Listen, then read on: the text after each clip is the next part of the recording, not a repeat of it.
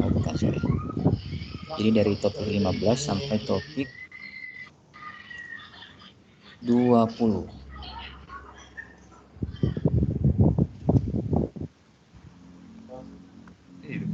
Kita belum bahas ini ya. Ini aja kalau gitu. Dari topik 15 sampai topik 19.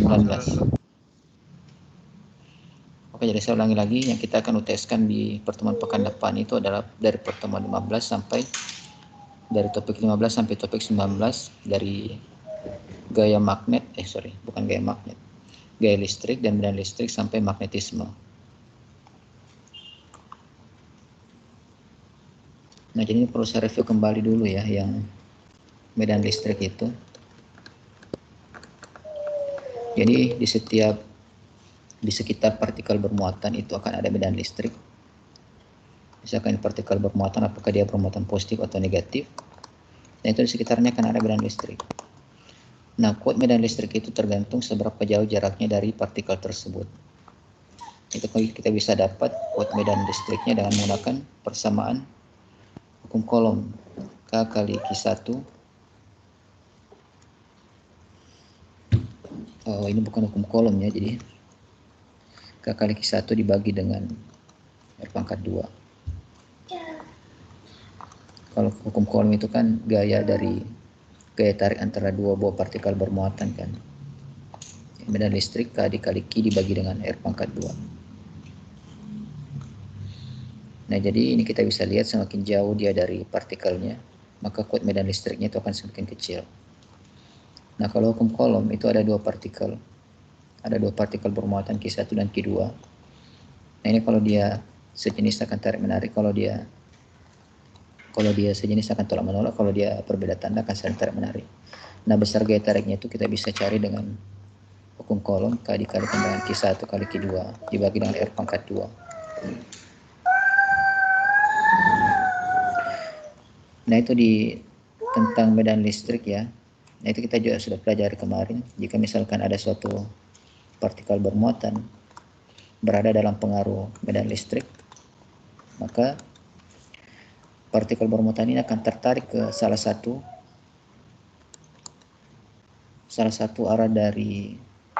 sumber dari medan listrik ini. Jadi misalkan di sini saya taruh muatan listrik positif, lalu saya berikan dia medan listrik di sini plus, di sini negatif, maka sesuai dengan hukum Coulomb ya, dia akan tertarik ke arah medan listrik yang tandanya berlawanan dengan muatan partikel tersebut. Jadi akan tertarik ke sebelah kanan. Dan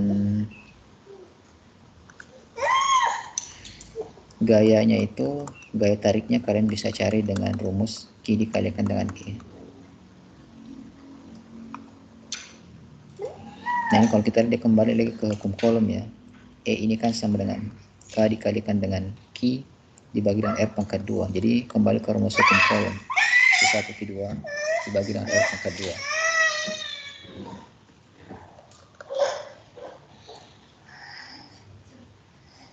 Oke.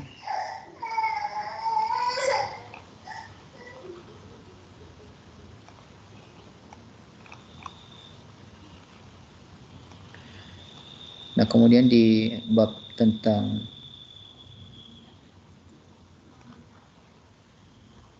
gaya listrik dan medan listrik, itu juga kita sudah pelajari. Misalkan ada 3 buah muatan, ada 3 buah muatan titik.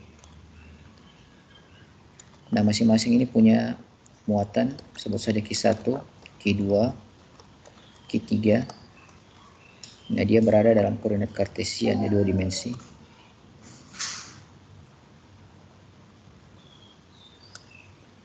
Nah, misalkan dia berada dalam koordinat kartesian 2 dimensi. Ini sumbu X, ini sumbu Y. Ini plus Q1 plus Q2, ini negatif Q3. Maka masing-masing partikel ini akan menimbulkan gaya Coulomb satu sama lain ya. Nah, itu kita akan cari nanti resultannya. Ini ada soal satu nomor seperti ini. Nah, contoh soalnya itu sudah ada di buku ya, tinggal kalian baca ulang saja. Tapi intinya adalah di sini kalian harus cari satu-satu dulu. Jadi misalkan antara Q1 dan Q2 itu kan ada gaya Coulomb di sini. Ada gaya Coulomb.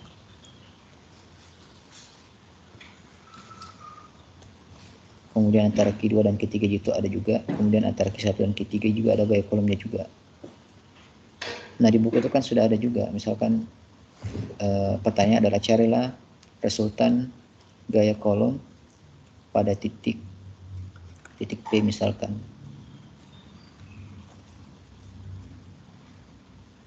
Maka itu kita harus cari satu-satu ya. Kita harus cari satu-satu gaya kolom yang disebabkan oleh muatan yang pertama, muatan yang kedua, muatan ketiga. Baru kita cari resultannya.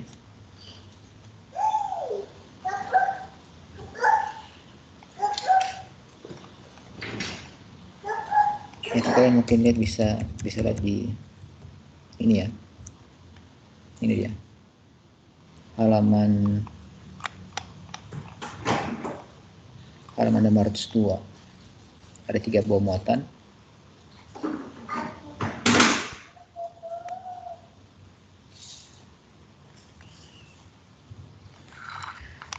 Kemudian kita disuruh mencari resultan gaya kolomnya. Jadi pertama itu cari dulu ya. F23 berarti ini gaya kolom antara muatan yang kedua dan muatan yang ketiga. Nah, ini plus minus berarti dia tarik menarik. Nah, kalian gambar dulu gayanya. Jadi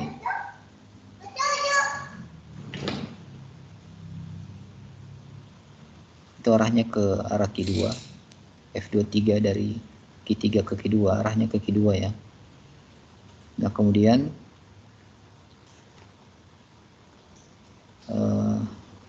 kamu cari lagi F23X-nya. Jadi kita lihat ini karena arah F23-nya cuma tegak lurus itu ya, tegak lurus di sepanjang sumbu X positif. Dia tegak lurus ke arah kiri ya, ke arah sumbu X negatif, maka F23X-nya itu tandanya negatif. Nah, kemudian untuk F23Y, karena tidak ada komponennya pada gaya F23 ini, maka nilainya sama dengan 0. Nah, kemudian untuk F13, gaya kolom yang disebabkan oleh muatan 1 pada muatan 3, itu tinggal dicari saja. K dikalikan dengan Q1 dikali Q3 dibagi dengan F pangkat 2. Nah, R-nya ini sama dengan jaraknya ya, jarak antara Q1 dan Q3. Nah, habis itu kalau sudah dapatkan magnitudenya, sekarang cari komponen gayanya. F13X, nah itu sama dengan F13 kosinus 36,9. Nah, 36,9 ini adalah sudut yang dibentuk oleh gaya tersebut dengan sumbu X positif. Nah, kemudian setelah itu kalian cari F13Y-nya. Nah, itu F13 dikalikan dengan sinus 36,9.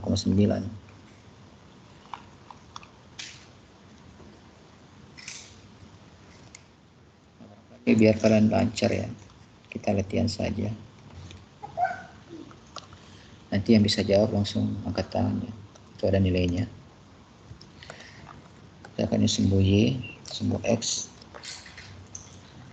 Jadi mungkin barangkali ada 4 muatan ya. Jangan 3, saya tambah lagi 1.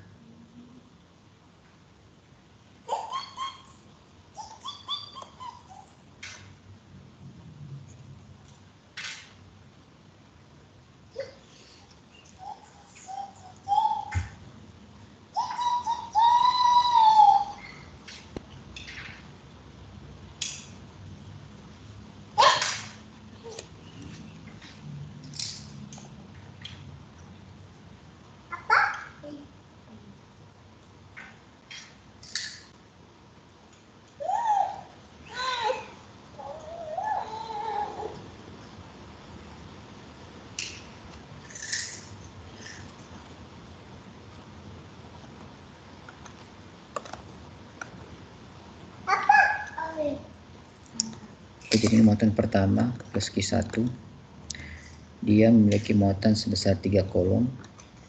Ini plus Q2, muatannya 1 kolom, ini 3 2 kolom, dan yang ini plus Q4 1 kolom. Ini muatan yang kelima, Q5, itu muatannya sebesar minus 3 kolom. Nah mungkin nanti di sini saya kasih jarak ya. Nah jarak antara Q1 ke Q5 kita sebut saja 2 cm.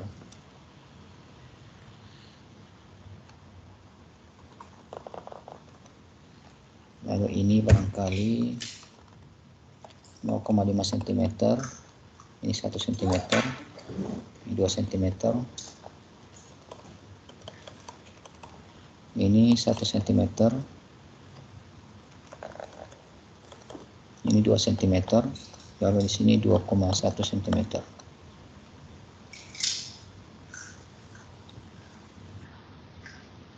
Nah kemudian yang saya tanyakan adalah carilah resultan gaya kolom yang dirasakan oleh Q5. Carilah arahnya, arah dan magnitudenya. Nah kurang lebih nanti soal tesnya seperti ini. Yang mau kerjakan sekarang silahkan.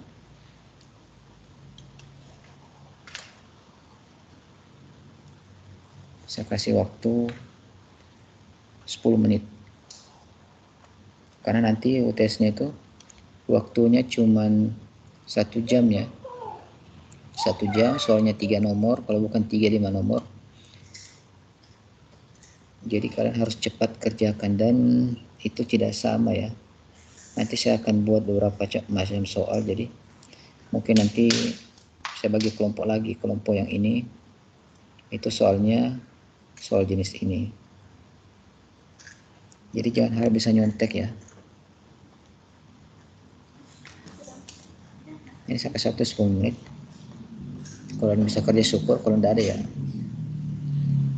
siap-siap saja nanti di tes, mudah-mudahan kamu bisa kerja nanti.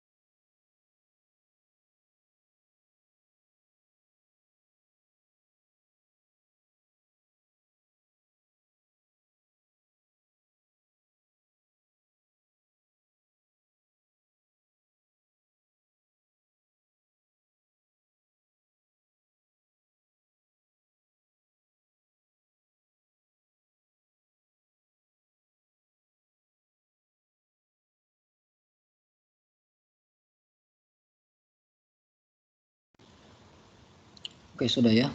Ada yang bisa kerjakan?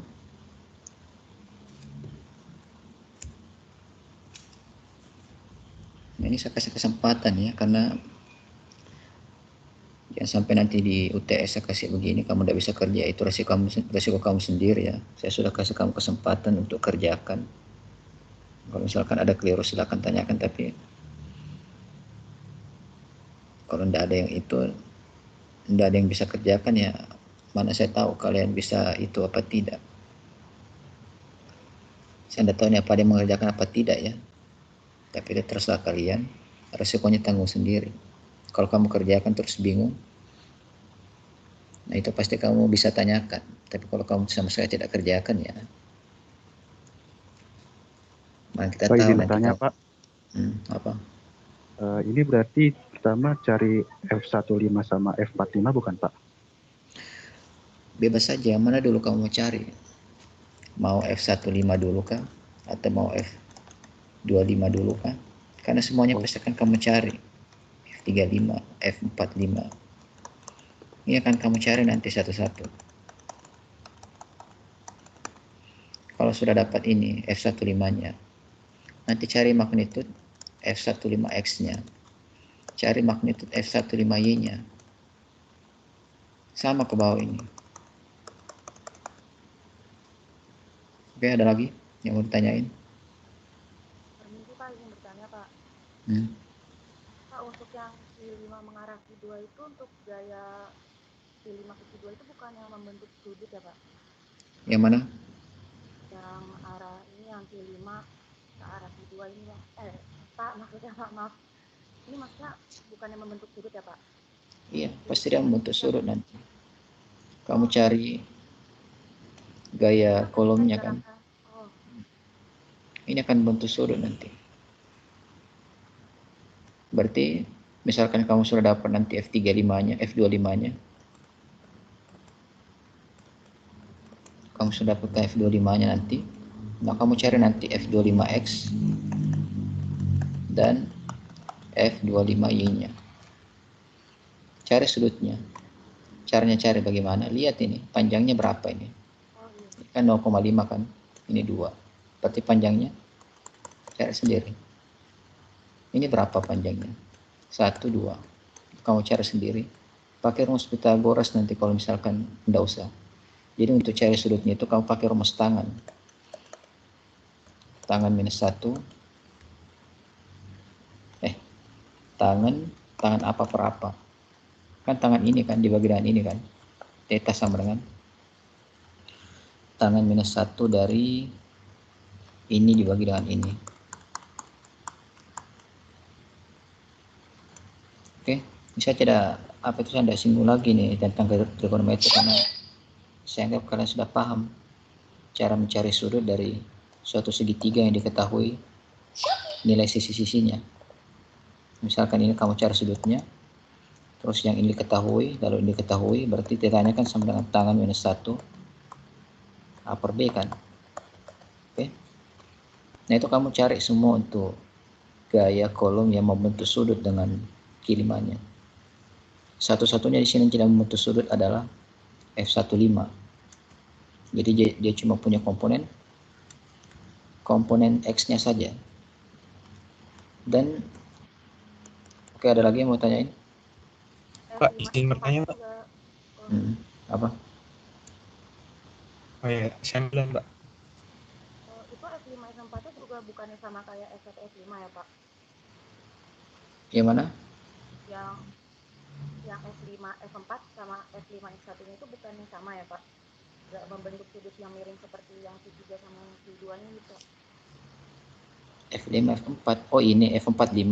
Iya maksudnya iya F45 nya itu.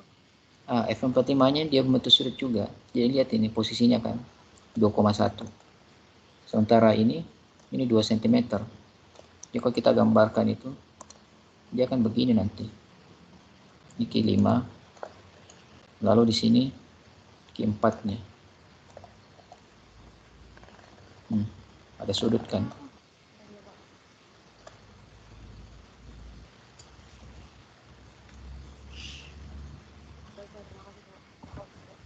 Ada lagi? Pak, itu tinggi Q3 berapa ya, Pak?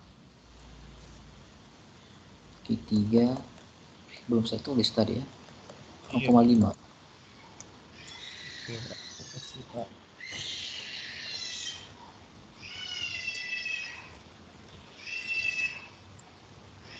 Oke, jadi kamu coba-coba saja kerjakan ini. Nanti kalau misalkan bingung, tanyakan. Nah itu biar bukan di dalam kuliah ini ya. Saya tak mungkin nanti hari Senin kamu kerjakan terus bingung. Japri saya aja atau via Teams. Itu boleh aja. Oke? Jadi kalau kamu ada waktu kerjain aja ini. Kalau bingung tanyain. Nah jadi nanti kalau UTS saya kasih soal serupa terus kamu tidak bisa jawab, itu resiko kamu sendiri ya. Karena saya sudah berikan ruang untuk bertanya jika tidak mengerti. Nah kalau kamu tidak memanfaatkan ya itu terserah kalian.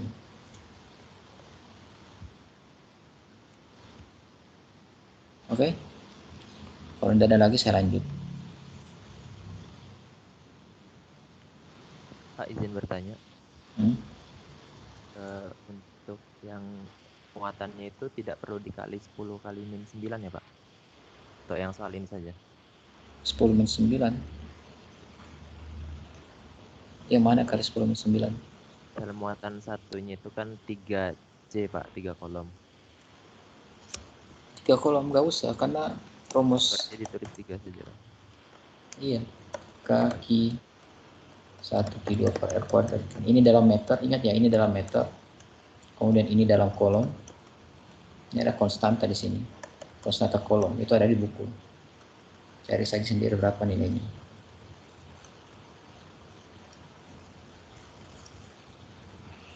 Kecuali di sini saya berikan 3 mikrokolom. Nah, baru kamu kali 10 min 9 karena mikrokolom ini harus ubah dulu jadi kolom. Oke. Baik, Pak. Terima kasih, Pak.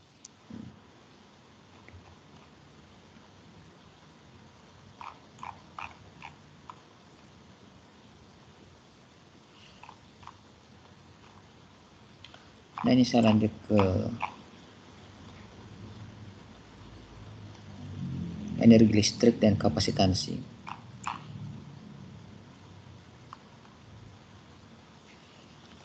Nah, kita kan sudah lihat itu bahwa pada suatu plat bermuatan di sekitar muatan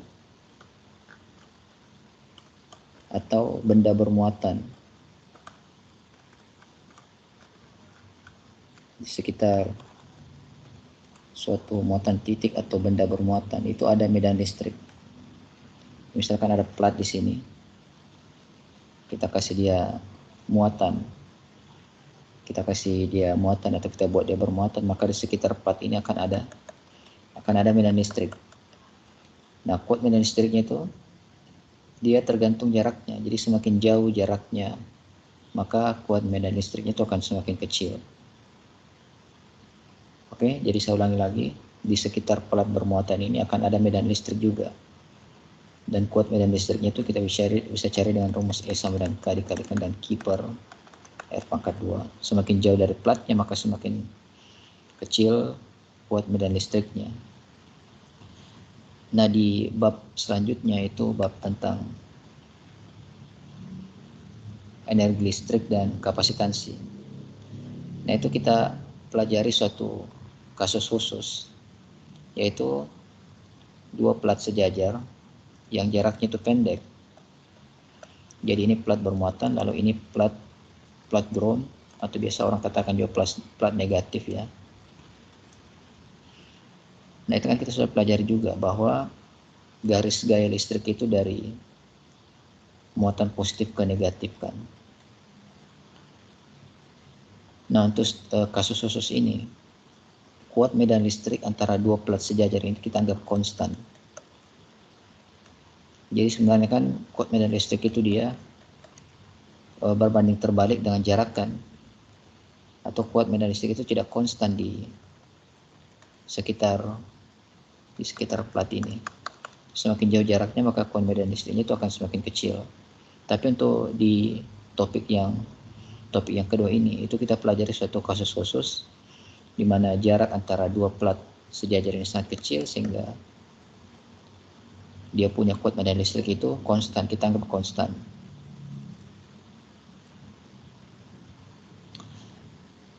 Nah, kemudian jika kita letakkan di sini suatu muatan, nah muatan ini akan mendapatkan, misalkan dia muatan plus ya, maka dia akan mendapatkan gaya di sini, akan mendapatkan gaya listrik yang arahnya ke arah kanan. Dia menjauhi dari sumber medan listrik positif ini. Berapa besar gaya yang diterima? Itu sama dengan Q dikalikan dengan E. Jadi muatannya, besar muatannya dikalikan dengan kuat medan listriknya. Oke, kemudian jika misalkan dia mendapatkan gaya, jadi benda, jika kamu berikan dia gaya, suatu partikel, suatu objek, kamu berikan dia gaya, maka dia akan bergerak tentunya, dan dia akan berpindah. Misalkan ini titik pertamanya kita sebut titik X0, lalu ini titik akhirnya kita sebut dengan XF ya, X final. Maka ada perpindahan, ada gaya. Itu kan kita pelajari di fisika mekanika, konsep usaha sama dengan gaya dikalikan dengan perpindahan. Atau Q dikalikan dengan E dikalikan dengan delta X. Nah, kemudian kita lihat lagi di sini.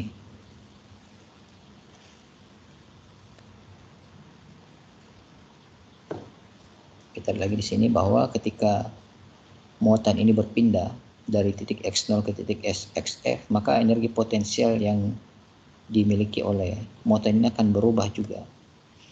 Jadi kita ingat kembali lagi konsep apa itu energi potensial. Energi potensial adalah energi yang dimiliki oleh suatu objek, suatu partikel karena kedudukannya, karena posisinya. Nah, karena posisinya berubah, maka energi potensial dari partikel ini akan berubah juga. Dan dalam relasi usaha dan energi, itu kita tahu bahwa perubahan energi potensial atau perubahan energi yang dirasakan, yang dialami oleh suatu objek itu sama dengan usaha yang diberikan padanya. Nah, jadi di buku itu ditulis ya W sama dengan delta PE, perubahan energi potensial. Kenapa di sini negatif?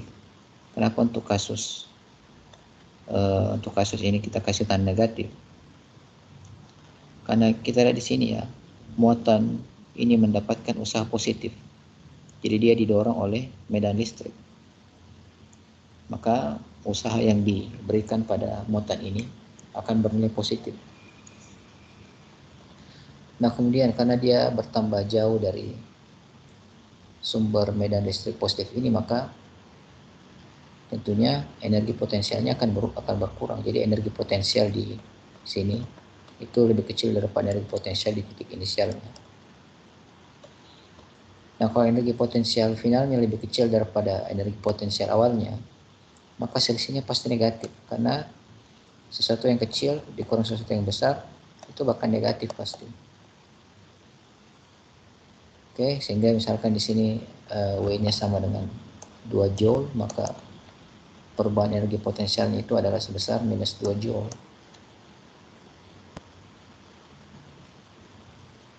Oke, jadi mudah-mudahan dipahami konsepnya ini. Nah, karena dia mengalami perubahan energi potensial, maka kita di sini ya, apa itu partikelnya bergerak. Nah, dia akan mendapatkan kecepatan di sini, berarti dia akan bertambah energi kinetiknya. Nah, pertambahan energi kinetiknya itu sama dengan perubahan energi potensialnya. Jadi kalau misalkan energi potensialnya itu berkurang 2 joule, maka energi kinetiknya itu dia bertambah 2 joule.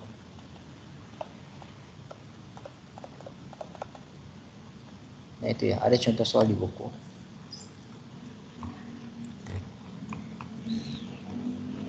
Halaman 533. Nah, ini akan ada soal identik nanti di sini yang saya kasihkan.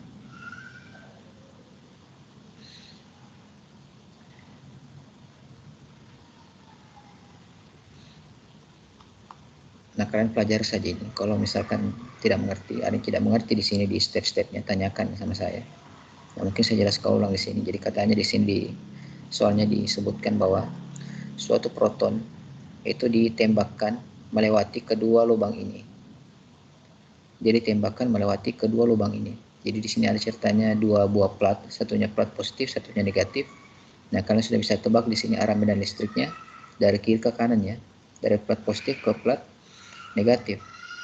Lalu plat ini kita lubangi, dan dari sisi sini, dari belakang plat positif ini kita tembakkan partikel positif. Kita tembakkan partikel positif menuju ke lubang ini. Saya gambar ulang barangkali. Jadi ada dua buah plat, plat positif dan plat negatif.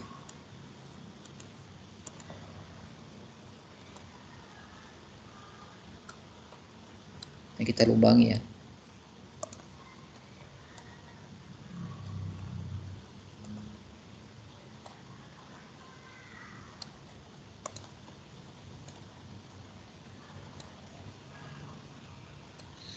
Oke, jadi ini plat positif dan ini negatif. Dan di sini di belakang kita tembakkan partikel positif menuju lubang ini.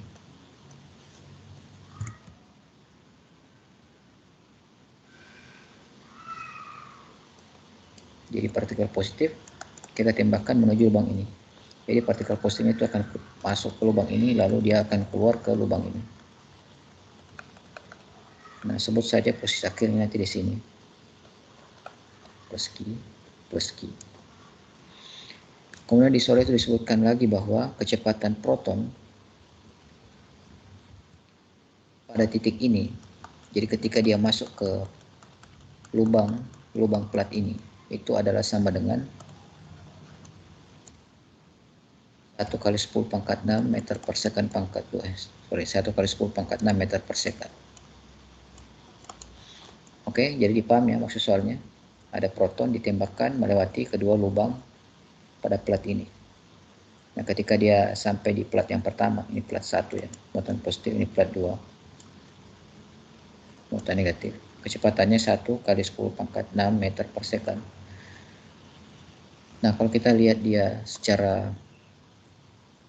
dari sampingnya,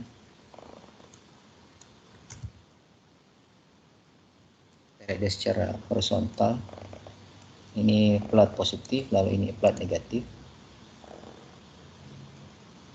lalu ini ada proton yang ditembakkan ke melewati lubang yang ada pada plat ini. Oke, posisi akhir plus Q. Kecepatan dari partikel tersebut ketika sampai di posisi ini, di titik ini, di lubang dari plat pertama ini, sama dengan 1 kali 10 pangkat 6 meter per second. Lalu ketika dia sudah melewati plat pertama ini, dia berada di region antara plat 1 dan plat 2. Nah, antara plat 1 dan plat 2 ini ada medan listrik. Ada medan listrik di sini. Nah, misalkan saya gambarkan di sini partikelnya ya. Plus Q. Ada medan listrik, ada muatan listrik, maka muatan listrik ini akan mendapatkan gaya listrik.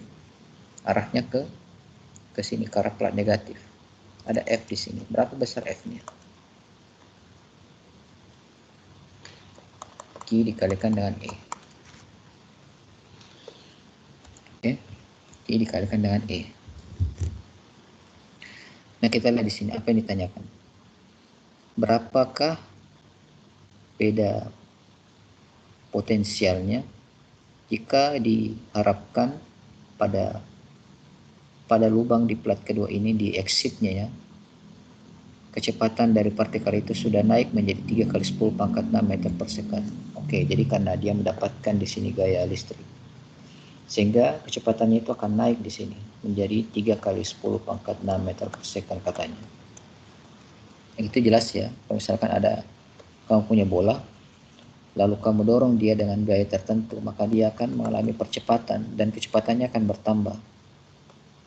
Itu konsep gaya ya. Ada suatu objek kamu dorong dengan gaya tertentu, maka dia akan mendapatkan percepatan dan percepatan itu akan menghasilkan kecepatan. Nah, kalau misalkan objeknya itu diam, maka dia tentunya akan melaju nanti dengan kecepatan V. Kalau misalkan objeknya sudah bergerak, maka kecepatan dari objek tersebut akan bertambah. Sama juga dengan partikel ini, kecepatannya nanti akan bertambah juga.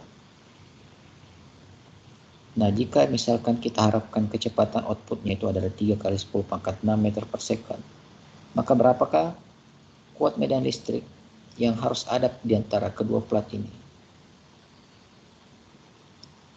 Kenapa kita harus cari kuat medan listriknya dulu? Karena kita disuruh cari nanti berapa beda potensialnya. Nah, beda potensial itu bisa dicari dengan rumus. Ada di sini tadi ya. Yang di atas tadi itu coba kamu lihat. Nah, ini dia. Delta PE sama dengan negatif W atau F dikalikan dengan delta X atau sama dengan Q dikali E dikalikan dengan delta X. Berarti yang kita harus cari dulu adalah kuat medan listriknya, karena Q-nya sudah ditahu berapa kolom. Itu ada di soal. Dan di soal juga sudah kita beritahu berapa delta X-nya.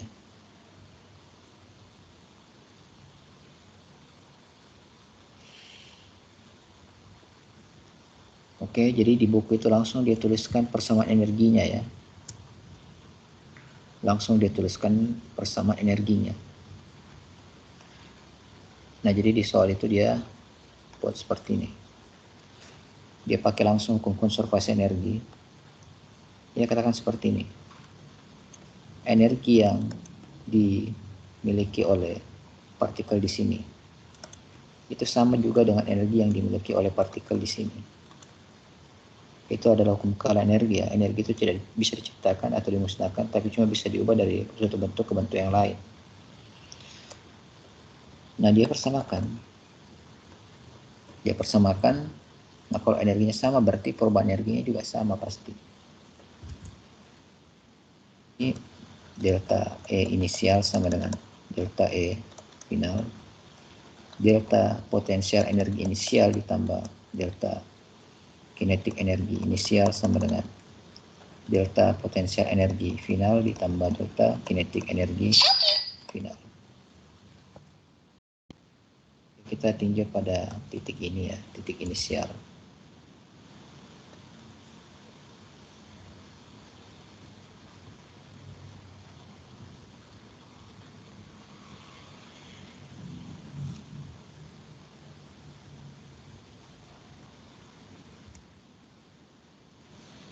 Saya tulis ulang saja ya, biar gampang dimengerti.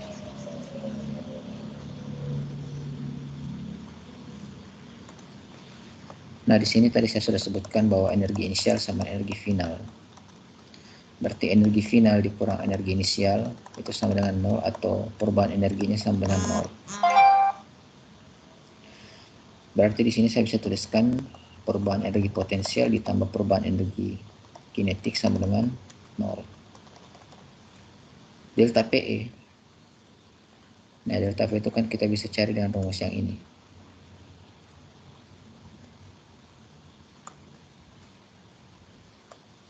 Kita di buku ya. Q dikalikan dengan delta V. Nah, sedangkan di sini kita tuliskan Q dikalikan dengan E dikalikan dengan delta X. Itu sama saja ya, karena E kali delta X itu sama dengan V. Q dikalikan dengan V. Nah, jadi di buku itu dituliskan seperti ini. Q dikalikan dengan delta V ditambah delta KE per 2 M kali V final dikurang V inisial pangkat 2 ya. Dan ingat, kalian harus kuadratkan dulu kecepatan finalnya, baru kalian kurangkan dengan kuadrat dari kecepatan inisial sama dengan 0. Karena di UTS yang kakak tingkat kalian tahun lalu itu ada yang dia kurangkan dulu kecepatannya baru kuadratkan. Nah, itu salah. Yang kita cari adalah delta V-nya. Berarti tinggal kamu lempar saja ke sebelah kanan ini, jadinya 1/2 M V final kuadrat dikurang V inisial kuadrat dibagi dengan Q. Itu saja ya, dapatkan delta V-nya selesai. Nah, kalau misalkan ditanyakan berapa kuat medan listrik antara dua plat tersebut, nah kembali ke rumus awal tadi. Delta V sama dengan I kali.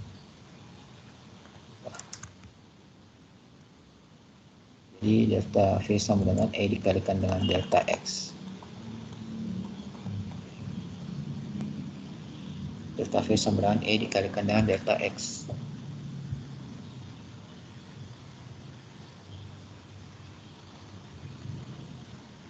Oke.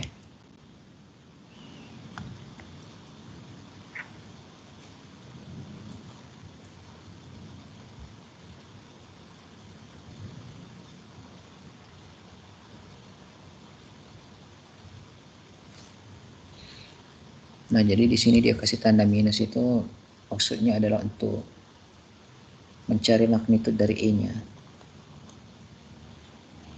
Karena kuat medan listrik itu adalah besaran skalar.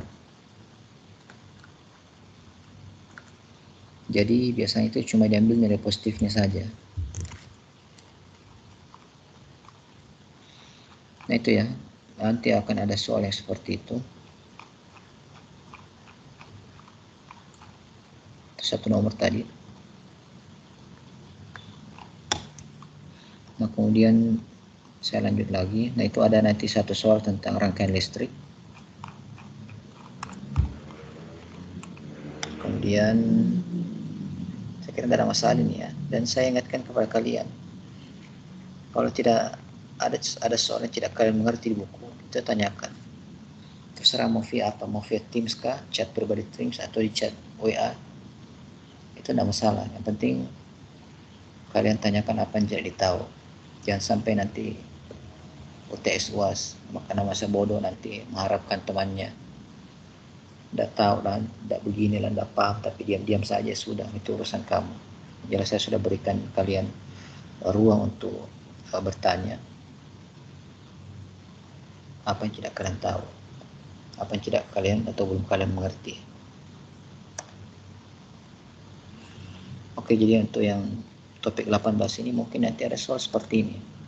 Ada rangkaian listrik sederhana, ada resistor 1, kemudian 2, 3, lalu di sini ada lagi satu resistornya. Ada sumber tegangannya, ada V-nya, R1, R2, R3, R4. Nah, mungkin nanti saya tanyakan carilah daya pada semua komponen resistor di rangkaian ini. Nah, kalau saya suruh cari daya, berarti kalian harus cari dulu arus yang mengalir di semua cabang pada rangkaian ini.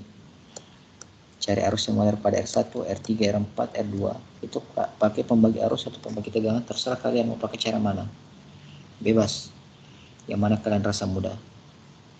Nah, jadi nanti kalau di rumah, bukan kalau di rumah ya. Kalau kamu ada waktu, nah ini kamu coba-coba latihan. Buat rangkaian, kasih sumber tegangan, baru hitung. Kalau tidak mengerti, langsung tanya saya, japri saya. Oke, itu untuk topik 18 ya.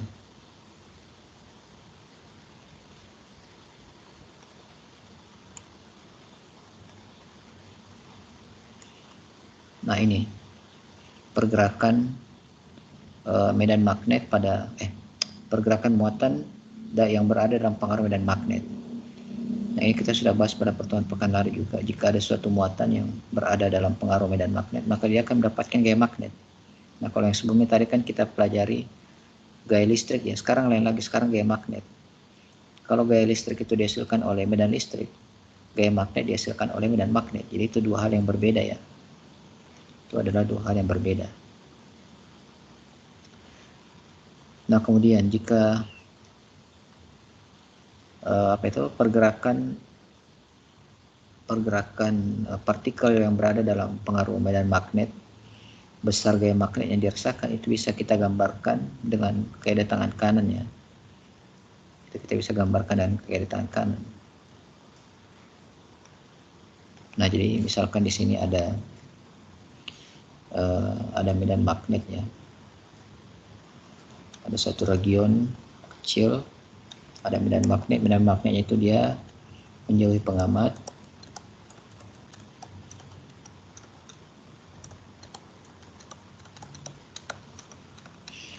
Lalu di sini kita lewatkan partikel bermuatan positif plus Q.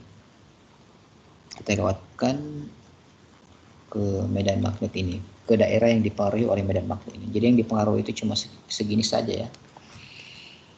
Maka yang terjadi adalah muatan ini ketika berada dalam region yang dipengaruhi oleh medan magnet ini akan mendapatkan gaya magnet. Kemana gaya magnetnya? Sekarang kalian terapkan kedatangan kanan di sini. Arah medan magnetnya itu menjauhi pengamat atau ke dalam layar. Kemudian arah pergerakan dari muatannya itu ke sebelah kanan, yaitu dilambangkan dengan jari-jari kalian ya. Kemudian gaya magnetnya itu dia ke atas, digambarkan oleh arah jempol kalian. Nah ini untuk muatan positif, sehingga nanti trajektorinya akan melengkung ke atas. Trajektorinya akan melengkung ke atas karena dia seperti ditarik dengan gaya ke atas. Nah kemudian kasus kedua, bagaimana jika muatan ini dilewatkan pada region yang lebih luas atau daerah dengan pengaruh medan magnet yang lebih luas.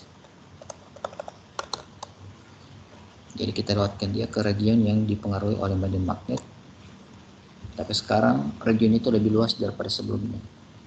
Kamu tembakkan di sini muatan positif. Nah maka yang terjadi adalah arah trajektori dari muatan ini akan bergerak melingkar. Jadi pertama kan dia akan naik dulu kan, dia ditarik terus, tarik, sehingga dia trajektorinya itu melingkar seperti ini. Dia akan terperangkap oleh gaya magnetik yang disebabkan oleh kuat medan magnet ini. Oke, jadi besar gaya magnetnya itu kamu bisa cari dengan rumus Q kali V kali Q VB.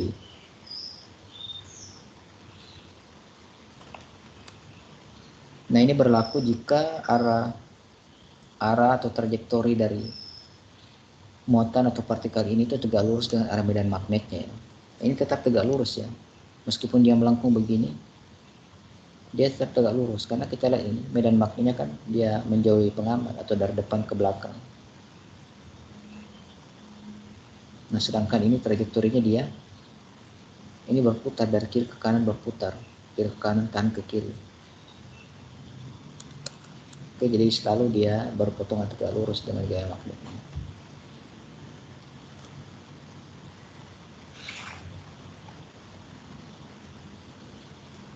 Nah itu ya misalnya QVB. Nah untuk case yang seperti ini di mana muatan itu berputar, maka di sini kita bisa buat relasi ya, karena kita tahu ya kalau benda berputar itu pasti akan merasakan gaya sentripetal. Nah di sini gaya sentripetalnya itu disebabkan oleh gaya magnet ini, disebabkan oleh gaya magnetnya. Jadi F sentripetal itu sama dengan gaya magnet. F sentripetal itu F kuadrat per R sama dengan QVB. Nah di sini kita bisa tahu nih, jika misalkan ada suatu partikel dengan muatan tertentu, kita tembakkan dalam suatu daerah yang dipengaruhi medan magnet dengan kuat medan magnet sebesar B.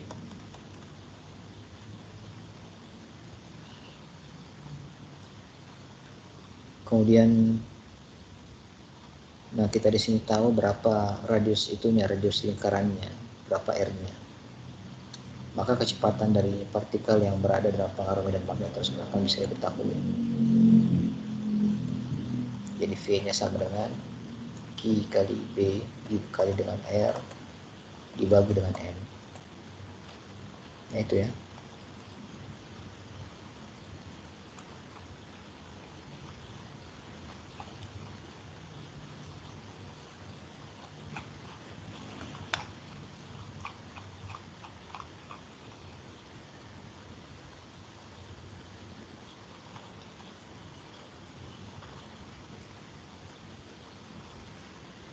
Nah jadi sudah berapa tadi contoh soal saya kasihkan? Sudah ada 4 ya, dan ingat ya, soalnya memang 3 nomor, tapi itu untuk esainya. Nanti akan ada pilihan ganda juga. Pilihan gandanya itu sekitar 6 nomor atau 7 nomor. Nah jadi kalian esainya itu isi nanti di Google Form juga, tapi buktinya itu foto, baru kirim ke assignment. kirim ke assignment nanti yang akan saya posting di Pas UTS itu. Jadi yang kerjakan itunya kerjakan di Microsoft Form tapi tidak menyertakan foto, fotonya tidak diupload ke assignment, maka itu saya anggap tidak ada nilainya. Nah itu saja ya. Yang kalian pelajari juga tentang torka magnetik ini baru-baru kita sudah pelajari di hari Jumat kemarin, jadi saya kira saya tidak usah jelaskan lagi. Nah ini akan ada satu soal lagi di sini saya ambil nanti.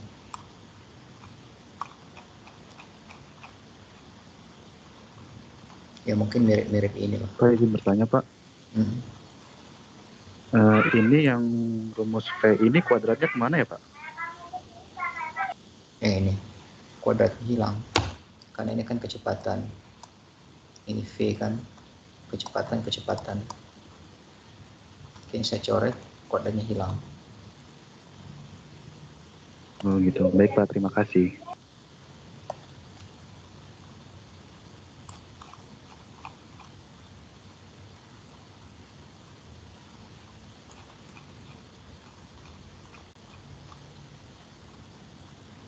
Nah yang di sini, yang gaya magnet ini soalnya itu dia seperti ini. Ada dua kawat. Jangan kawat, yang tentang papan skateboard itu. Jadi ada papan skateboard, kemudian di bawahnya itu ada plat berarus. Jadi ada plat berarus di sini, lalu di sini ada papan skateboard yang ada magnet di atasnya. Kita berikan magnet. Maka di sini akan saya suruh cari nanti. Bentar loh, yang diketahui dulu ya. Jadi mungkin nanti saya akan berikan di sini yang diketahui itu adalah massa dari skateboard dengan penumpangnya. Massa dari skateboard dan penumpangnya. Kemudian nanti saya berikan juga besar arus yang dialirkan pada plat yang di bawah skateboard ini. Saya kasih tahu berapa arusnya. Nah kemudian ini nanti saya akan suruh cari berapakah kuat medan magnet yang harus dibangkitkan pada skateboard itu agar skateboardnya itu bisa melayang di atas plat ini. Itu akan ada soal seperti itu nanti. Nah, itu saya kira sudah saya berikan di pertemuan Jumat kemarin ya. Cara membuat suatu objek melayang dengan gaya magnet. Nah itu kalian nonton kembali karena Sabtu direkam kemarin ya, atau ada yang catat itu silakan dipelajari kembali karena soal ini akan ada masuk satu. Oke, dan saya ingatkan sekali lagi itu bukunya dibaca, apa yang saya berikan itu dibaca kembali. Kalau ada yang tidak mengerti atau ada yang keliru di situ saya jelaskan, langsung tanyakan. Waktunya terserah kamu, mau kamu malam, mau pagi, siang, malam, tidak ada masalah. Itu saya itu siap menerima konsultasi di waktu apa saja. Jadi kapan kalian ready, kapan kalian ada mood untuk mempelajari ini, silakan pelajari. Kalau tidak bingung, tanyakan pada saat itu juga. Oke? Jadi semakin kalian sering bertanya, sebenarnya saya semakin senang juga karena saya bisa lihat di situ. Kamu tuh pahamnya sampai di mana? Kalau diam-diam baik saja, itu mana saya tahu. Oke? Sudah ya? Ya, saya sudahi saja pertemuan untuk hari ini. Selamat TS nanti.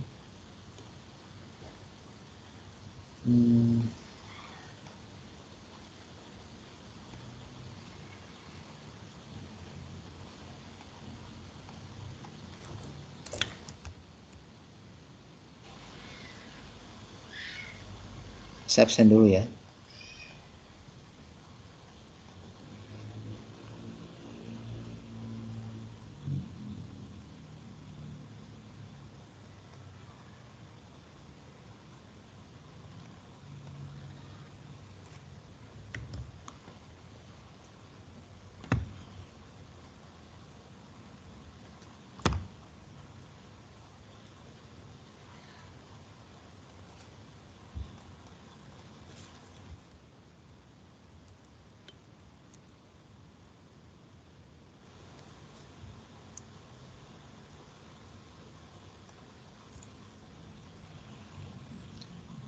Dengan namanya Randy Kamaru ada?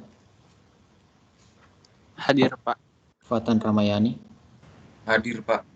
Ahmad Setiadi, Hadir, Pak. Restri, Hadir, Pak. Joshua Stevi,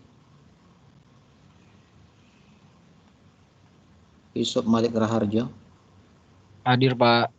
Eliezer,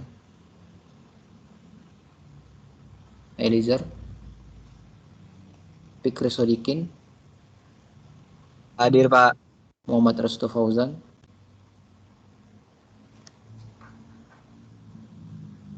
Antonius Hadir, Pak.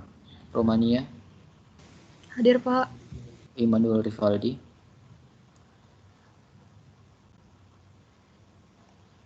Muhammad Sandi Reskiawan, Hadir, Pak. Miftahul Akmal, Akdan, Hadir, Pak. Tarisa,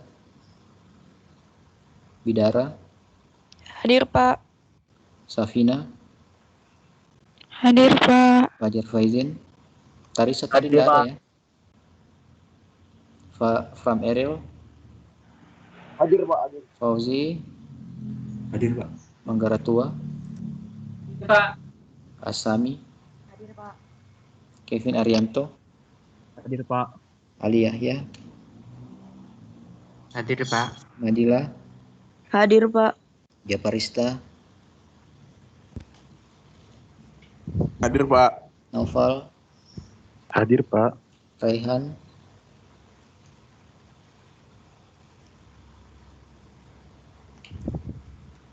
Pasca Fernando, Hadir, Pak.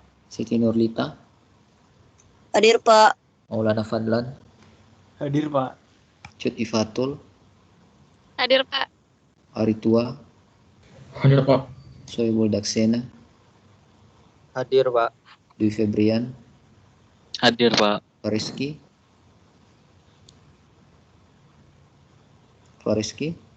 Hadir, Nggak ada. Pak. Maaf, Pak. Mirna, Hadir, Pak. Hadir, Pak.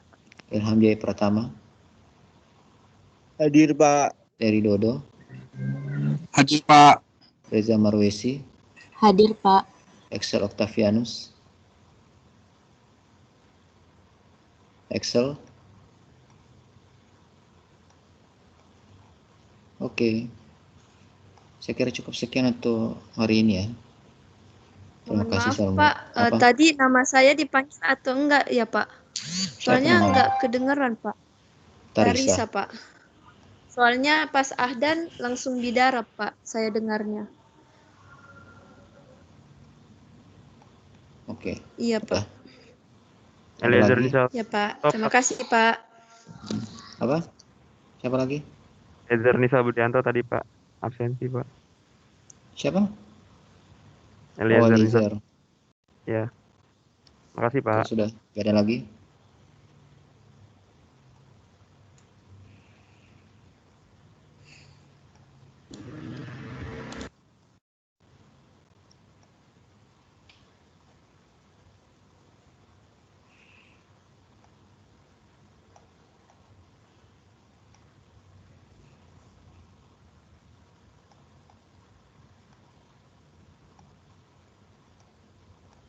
Sudah ya. Assalamualaikum warahmatullahi wabarakatuh.